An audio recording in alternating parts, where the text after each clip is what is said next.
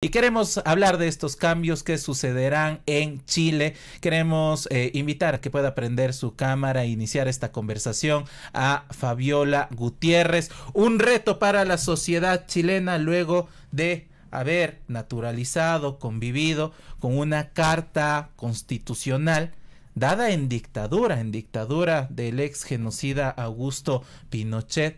Queremos justamente conversar cuál es ese reto para la sociedad chilena que acudirá a este referéndum de la carta que se ha construido durante un buen tiempo. Muy buenos días, Fabiola. Te saluda Jorge Cano y Verónica Calvopiña en Entrevistas Wambra. Hola, buen día, compañeras, compañeros. Un saludo cordial también a toda la audiencia de Wambra. Así que qué lindo verles, Verónica y Jorge, poder conversar de un acontecimiento histórico que va a suceder el próximo 4 de septiembre.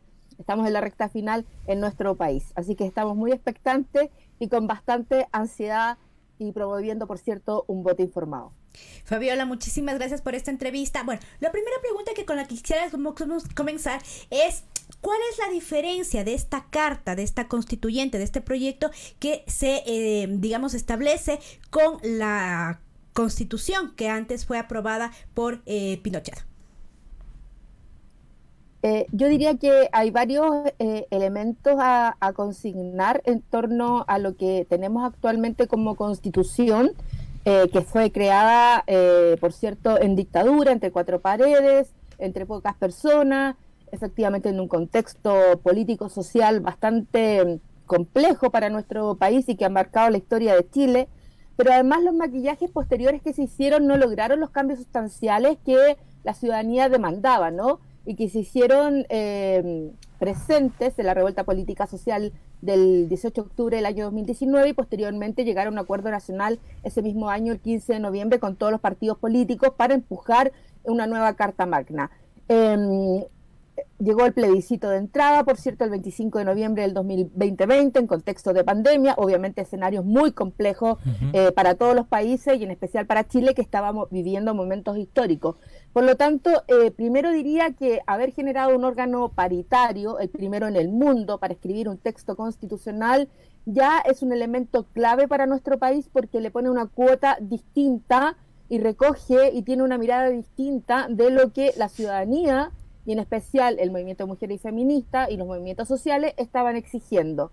Y por tanto, lo que viene a generarse con este texto constitucional, esta propuesta que fue entregada el 4 de julio pasado al presidente de la República, Gabriel Boric, por parte de los y las 144 constituyentes, efectivamente es la garantía, no el acceso, ya te habla de garantías en materia de derechos sociales, ¿no? Es algo bastante relevante y que tiene un impacto significativo no solo en toda la ciudadanía, sino que también en especiales grupos de atención, como las mujeres, las personas mayores, las personas discapacitadas, los pueblos originarios, las personas migrantes, entre otras. Y por tanto, podemos hablar de un sistema nacional de educación, podemos hablar de un sistema nacional de cuidados, podemos hablar de un sistema nacional de salud. Temas que hasta ahora no veíamos porque hay una desigualdad histórica y permanente en nuestro país que efectivamente hace que existan ciudadanos de primera y segunda categoría. Y así este sistema neoliberal y capitalista que se ha sostenido por tantos años en nuestro país, efectivamente con este texto y propuesta que tenemos que aprobar o rechazar el próximo 4 de septiembre, viene a hacer esas transformaciones. Por lo tanto, es un hito histórico lo que va a acontecer y también acompañado, por cierto, de que hace muchos años en Chile no existe el voto obligatorio y esta vez sí lo será. Por eso pensamos que habrá una alta participación en este proceso electoral. Ahora, Fabiola, también una de las, si se quiere, enfoques que esta nueva constitución plantea es que Chile se ha concebido como un estado plurinacional, algo que en Ecuador, está, bueno, también desde el 98, en el 2008 también se lo ya vino, pero en Chile, era casi como una discusión ausente, los pueblos indígenas casi que no existen, siempre se ha visto a Chile como un pueblo casi que europeo, blanco. ¿Cómo también mirar estas diferencias y la importancia también de este nombre que ahorita tendría el Estado chileno? Bueno, es un muy buen punto lo que señala Vero, porque efectivamente hay una demanda histórica por la restitución de los derechos de los pueblos originarios, de la diversidad de las naciones que confluyen en nuestro país y que no han sido reconocidas. No obstante aquello, uno de los ejes que ha generado parte de una propaganda de desinformación tiene que ver con la plurinacionalidad. Efectivamente, no es entendida por ciertos sectores de la sociedad y piensan que efectivamente habrá un país muy fragmentado y dividido al otorgarle más y mejores derechos precisamente a los pueblos originarios. Es una gran deuda que tiene el Estado de Chile y que efectivamente viene a subsanar este texto constitucional. Como tú bien dices, consagra la plurinacionalidad, pero también es una constitución que consagra los temas que tienen que ver con el medio ambiente y también con los derechos humanos de las mujeres. Por lo tanto, para nosotras es un texto rico.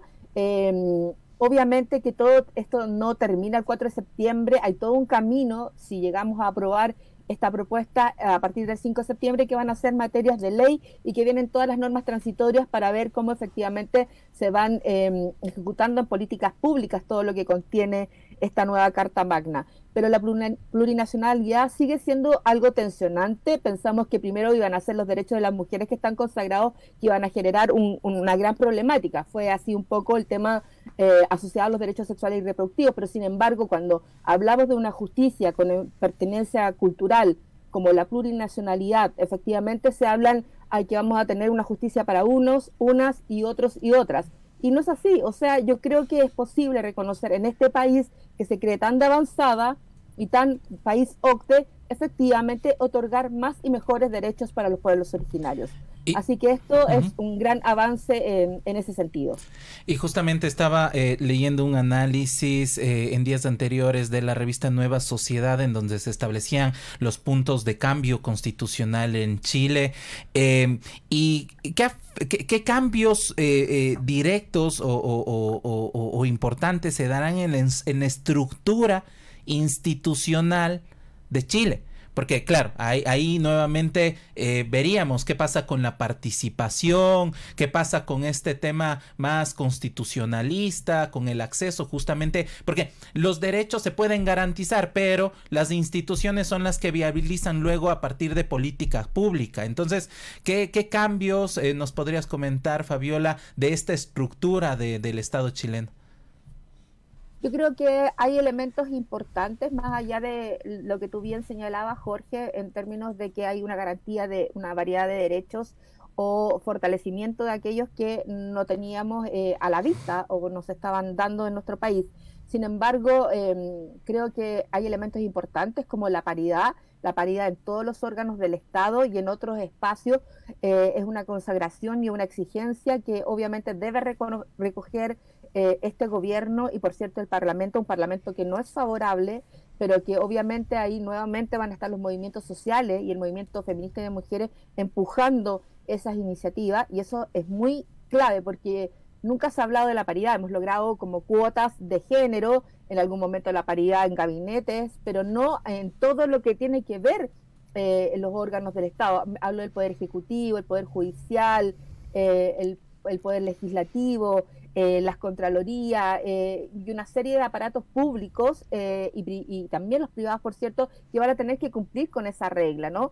Y por otra parte diría que es importante que por fin la ciudadanía pueda presentar iniciativas populares de norma o iniciativas populares de ley, cosa que hasta ahora efectivamente la actual Constitución no lo permitía. Todo era resorte del Ejecutivo o de iniciativas parlamentarias que muchas veces podían ir acompañadas con un empuje, con una cuota de un apoyo del movimiento social, ¿no? Pero no era una posibilidad real de poder decir, yo quiero presentar un proyecto de ley, no sé, para fortalecer los glaciares en Chile, invento, eso está en la Constitución, pero para ejemplificar algo de lo que podría ser posible o cómo se puede mejorar alguna norma que tal vez no quedó adecuadamente o no tan fortalecida en el texto constitucional. En el caso para el periodismo, por ejemplo, nosotros logramos hacer una incidencia importante por el derecho a la comunicación, sin embargo no quedó la educación mediática. Entonces podríamos presentar desde esa línea un proyecto, una iniciativa de ley que efectivamente garantice una educación mediática que fortalezca una ciudadanía informada con enfoque de género y de derechos humanos. Eso como para ejemplificar, pero creo que hay varios otros elementos que contiene este texto que, como les decía, es rico en su contenido, pero como ha dicho la propia expresidenta Michelle Bachelet, se puede mejorar siempre, ¿no? Hay cosas que son resortes de iniciativas de ley, por lo tanto no podían quedar como garantizadas en la propuesta constitucional, y ahí también hay una queja, por cierto, pero efectivamente no todo puede caber en una nueva constitución, y menos en un trabajo de un año que fue como bastante complejo y rápido, o sea, como que la necesidad y la ansiedad caminan más rápido que el propio movimiento de hacer un cambio sustancial y profundo para nuestro país. Así que rescataría esos dos elementos como clave. Ahora, Fabiola, digamos, acá en Ecuador, de las experiencias constituyentes últimas, mucho se avanzó en derechos, al menos en la parte justamente de la norma, ¿no? Pero la parte, por ejemplo, del extractivismo, del corazón finalmente de las economías latinoamericanas, casi que no se lo ha disputado mucho, o al menos en la Constitución como que queda ahí una ventanita para, por ejemplo, en el caso de Ecuador, poder explotar las zonas que deberían estar conservadas. ¿Cómo, en cambio, queda la parte económica en la Constitución de chilena? Bueno, efectivamente hay una protección real a todo lo que tiene que ver con lo medioambiental, con el tema de la demanda por el tema del agua, que es un tema, diría yo, bastante preocupante en Chile, porque tenemos zonas de sacrificio en nuestro país, pese que de aquello se habla poco, que efectivamente vienen a dar una protección a eso. No vemos que haya algún vacío por ahora, por lo menos por los movimientos y las organizaciones y las propias constituyentes y los constituyentes que trabajaron en esa iniciativa. Ahora, ¿cuánto nos vamos a demorar que efectivamente eso quede totalmente consagrado, precisamente porque viene el otro proceso, que es el legislativo, para la implementación de todo lo que estamos demandando? Pero son temas nuevos y son temas resistidos. Por cierto, para el empresariado es un problema el tema de que obviamente a la ciudadanía se le garanticen los derechos de agua, que no haya extractivismo, que podamos proteger nuestra naturaleza y nuestro ambiente, que son seres sintientes, las y los animales, por cierto, y tantos otras materias que han sido discutidas y que nunca han sido respetadas, porque aquí hay una explotación brutal de todo lo que tiene que ver con los recursos naturales de nuestro país. Entonces, de alguna manera, esto queda consagrado en la Constitución. No sabemos cómo va a ser el proceso posterior, pero sí sabemos que tenemos normas que hacen exigible que efectivamente el Estado, no un gobierno, porque los gobiernos pasan, los estados quedan, hagan exigible todo lo que está asociado en esta materia, y esperamos que efectivamente no se den estas problemáticas que hemos visto a nivel de la región, que pese a que están algunas materias garantizadas en la Constitución, efectivamente al final terminan siendo letra muerta o no se cumplen, y aquí yo creo que nos va a tocar una observancia muy importante en estos temas, en este y otros temas. Entonces yo creo que es como les decía, Verónica y Jorge, nuestro trabajo no termina el 4 de septiembre, sino que vamos a tener que seguir empujando estas y otras materias y efectivamente estar observando cómo va a ser el proceso posterior, esperando que el resultado, por cierto, sea positivo, y de no serlo, ver cómo garantizamos una participación ciudadana plena nuevamente para un proceso destituyente nuevamente que tendría que vivir Chile, que esperamos no sea así. De esta última parte, cómo camina a pocas horas, pocos días para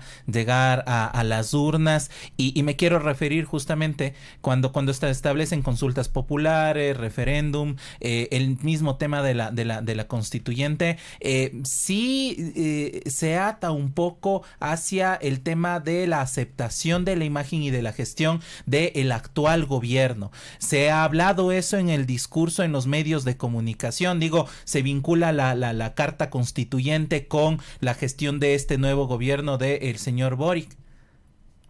Sí, Jorge, efectivamente no se ha logrado poder separar el proceso constituyente de la figura del presidente Gabriel Boric y de su gobierno en general, ¿no? Porque justo hemos vivido muchas elecciones seguidas en nuestro país, por lo tanto a él le toca de resorte el tema de la entrega del texto, y efectivamente para la gente que todavía está indecisa, y para algunos baches que ha tenido la actual administración, porque es un gobierno nuevo, reciente, venimos de un periodo de un gobierno de derecha, con una política neoliberal bastante rotunda, y también esto va asociado al rol de los medios de comunicación, que efectivamente ponen en el mismo nivel, no han logrado separar lo que es un proceso obviamente legítimo, donde la ciudadanía eligió a sus constituyentes efectivamente de lo que han sido estos primeros meses del mandato del presidente Gabriel Boric. Por lo tanto, eso también ha generado una suerte de desinformación en torno a lo que puede hacer este gobierno y cómo ha afectado también su evaluación. Entonces, ha sido un esfuerzo tremendo el poder tratar de insistir con lo que les decía al inicio de esta conversación, de sostener un voto informado, de separar una gestión de un resultado de un texto constitucional, y hemos visto como los medios de comunicación hegemónicos en nuestro país lo que hacen es efectivamente tomar postura por sus líneas editoriales en torno a desvirtuar el proceso en sí y obviamente a decir que las personas que estaban o que redactaron el texto no estaban capacitadas, y por otra parte efectivamente mezclar la figura negativa del presidente y de algunas de sus ministras y ministros que no han estado a la altura, y por cierto con todo el conflicto atravesado de lo que se vive en el Gualmapu hoy en día. Entonces bastante complejo el escenario, por lo tanto las encuestas hasta ahora dan un empate técnico, otras hablan de que efectivamente va a ganar el rechazo. Eso no lo sabremos hasta que la carrera se corra completa, como digo yo, pero sí, no se ha logrado separar el proceso de la actual administración con el resultado del texto constitucional. Fabiola, muchísimas gracias por esta entrevista. Lamentablemente por temas de tiempos tenemos que cerrar. Sin embargo, esperamos verte en los próximos días acá en Ecuador para seguir conversando de estos temas y del periodismo feminista también. Muchas gracias, Vero, y muchas gracias, Jorge. Un abrazo grande y desearnos mucha suerte.